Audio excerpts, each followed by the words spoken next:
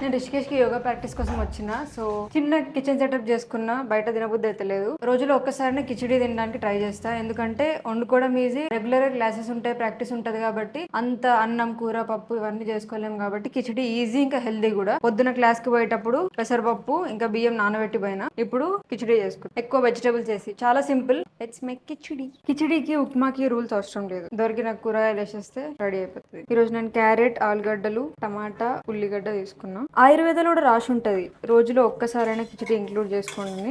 పెసరపప్పు చాలా మంచిది, చలవ కూడా బాడీకి. నూనె నెయ్యి అన్న ఒకటే స్పూన్ వేసుకోవాలి. చూడండి ఎంత తక్కువ వేసిన. కలర్స్ ఎంత బాగున్నాయి కదా. ఈ కప్పుతో ఒక్కటి వేసిన నేను. So 1:4 water. లాస్ట్లో ఒకసారి ఉప్పు చూసుకున్నాను, కొంచెం పడుతుంది. కొత్తిమీర ఎక్కువ వేసుకుంటే టేస్ట్ మంచిగా వస్తుంది, కానీ నా దగ్గర ఈరోజు ఇంతే ఉంది, ఇది వేసేస్తున్నా. 6 విజిల్స్. ఇది నా కిచిడి రెసిపీ.